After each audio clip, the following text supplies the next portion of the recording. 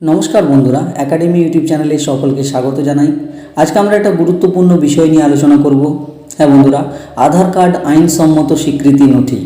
SR মামলায় বড় মন্তব্য সুপ্রিম কোর্টের। কমিশনকে 48 ঘন্টা সময় বেঁধে দিল। আদালত কী এমন জানালো তা আজকের ভিডিওতে বিস্তারিতভাবে আলোচনা করব। তার আগে বলে রাখি, ভিডিওটি ভালো লাগলে একটা লাইক কমেন্ট করে রাখবেন এবং চ্যানেলটিকে সাবস্ক্রাইব করুন এবং পাশে থাকা বেল আইকনটি প্রেস করুন যাতে সবার আগে ভিডিওর নোটিফিকেশান আপনি পেয়ে যান। তো বন্ধুরা, বিহার এসআইআর মামলায় শোরগোল পড়ল সুপ্রিম কোর্টে। বিহারে বাদ যাওয়া 65 লাখের নাম বুথভিত্তিক টাঙিয়ে দেওয়ার নির্দেশ দিল সুপ্রিম কোর্ট। অর্থাৎ গ্রাম পঞ্চায়েত অফিস, পিডিও অফিসে তালিকা টাঙিয়ে দিতে বলল, যাতে মানুষ তা জানতে পারেন যাদের নাম বাদ গিয়েছে অথচ তারা বৈধ দাবি করছে। তারা তাদের আধার কার্ড ও বাদ যাওয়া তালিকা নিয়ে কমিশনে আবেদন করতে পারবে। কি কতটা পদক্ষেপ করল কমিশন তা আগামী দিনে সুপ্রিম কোর্টে জানাতে হবে কমিশনকে। ড্রাফট লিস্টে কত নাম বাদ গিয়েছে, এদিনের শুনানিতে প্রশ্ন তোলেন বিচারপতি জয়মাল্য বাগচি। কমিশন জানিয়েছে 7,24,00,000 নাম আছে তালিকায়, 65 লক্ষ নাম নেই।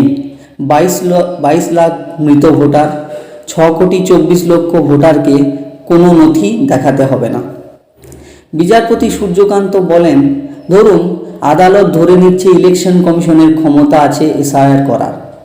পদ্ধতিগত বিষয়ে যদি ঢোকা যায় তাহলে দেখা যাচ্ছে 22 লাখ মৃত ভোটার।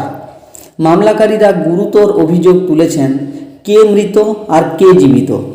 দেশের সব নাগরিকের সাংবিধানিক অধিকার রয়েছে। কমিশন এমন কোনো পদ্ধতির মধ্যে দিয়ে নাগরিকদের ফেলবে না যেখানে নাগরিকরা রাজনৈতিক দলগুলোর পেছনে পেছনে ঘুরবে। বিচারপতি সূর্যকান্তের সংযোজন, যদি 22 লক্ষ ভোটার মৃত হয় তাহলে তাদের নাম প্রকাশ কেন করা হচ্ছে না বুথ লেভেলে? জনসমক্ষে ওই মৃতদের নাম এসে গেলে ধোঁয়াশা তো কেটে যাবে। আমরা চাই না নাগরিকদের অধিকার রাজনৈতিক দলগুলোর উপর নির্ভরশীল হয়ে পড়ুক। বিচারপতি জয়মাল্য বাগচি বলেন, স্বপ্রণোদিত হয়ে কমিশনের পদক্ষেপের নাম বাদ আইনসঙ্গতভাবে অ্যাপিলের সুযোগ তৈরি করে দেয়। কেন নাম বাদ তা জানানোর জন্য সর্বাধিক প্রচারও দরকার। তা জানার জন্য সর্বাধিক প্রচার করতে হবে কমিশনকে। কমিশনের আইনজীবী রাকেশ দ্বিবেদী বলেন, আমরা কারোর নাম বাদ দিইনি, এটা একটা প্রস্তুতি। আমরা নথি চেয়েছি, যদি ভোটার তালিকা পরিবর্তন হয় তখন এপিক কার্ড আপডেট করা হবে, তা না হলে তালিকার বাইরে রাখা হবে। বিচারপতি বাগচি বলেন, জনপ্রতিনিধিত্ব আইনের প্রয়োগ করে ভোটার কার্ড দেওয়া হয়।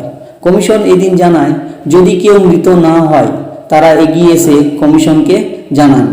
আমরা শুধু ভোটার কার্ডের নম্বর ওয়েবসাইটে দেওয়ার কথা বলছি না, বিষয়টিকে আরও স্বচ্ছ করতে এপিক নম্বরের সপক্ষে সমস্ত তথ্য ওয়েবসাইটে প্রকাশের কথা বলছি। কমিশন এরপর জানায়, দেশের ইতিহাসে প্রথমবার কমিশনের আধিকারিকরা ফর্ম হাতে বাড়ি বাড়ি পৌঁছে যাচ্ছেন। বিচারপতি বাগচি এই পরিপ্রেক্ষিতে জানায়, কমিশন যে পন্থায় কাজগুলি করছে তা যুক্তিগ্রাহ্য হওয়া উচিত। কমিশন পাল্টা জানায়, আমরা সব ভোটারের তথ্য জেলাভিত্তিক ওয়েবসাইটে রাখব। বিচারপতি সূর্যকান্ত বলেন, আমরা বলছি ভোটাররা তাদের এপিক কার্ড সংক্রান্ত সব তথ্য স্বাধীনভাবে যেন দেখতে পায়। রাজনৈতিক দলের কর্মীদের কোনো সমালোচনা না করেই এই কথা বলছি। বিচারপতি বাগচি বলেন, আধার কার্ড, পরিচয়পত্র এবং বাসস্থানের জন্য আইনসম্মত স্বীকৃত নথি। কমিশনের তরফে জানানো হয়, পরিযায়ী শ্রমিকেরা যাতে তাদের নাম দেখে নিতে পারে তার জন্য আমরা সংবাদপত্রে বিজ্ঞাপন দিতে পারি। বিচারপতি বাগচি তখনই বলেন, সেটা করা যেতে পারে 48 ঘন্টার মধ্যেই। বিচারপতি সূর্যকান্ত জানান, বিজ্ঞাপনের তথ্য যেন সহজ সরল ভাষায় হয়, অর্থাৎ জটিল ভাষায় যেন না হয়, তাদের বুঝতে যেন অসুবিধা না হয়। সুপ্রিম কোর্ট জানায়, বিহার এসআইআর খসড়া ভোটার তালিকা থেকে নাম বাদ যাওয়া 65 লাখ ভোটারের তথ্য জেলাভিত্তিক ওয়েবসাইটে দিতে নির্দেশ দিল কমিশনকে। অর্থাৎ কড়া নির্দেশ দিয়েছে কমিশনকে যে বিহার এসআইআরের পরে যে 65 লাখ ভোটারের নাম বাদ গেছে তাদের তালিকা যেন শীঘ্রই জেলাভিত্তিক ওয়েবসাইটে প্রকাশ করা হয়। তো আজকে এই পর্যন্তই ছিল। দেখা হচ্ছে পরের কোনো গুরুত্বপূর্ণ আপডেট নিয়ে। ততক্ষণ পর্যন্ত ভালো থাকুন, সুস্থ থাকুন। ধন্যবাদ।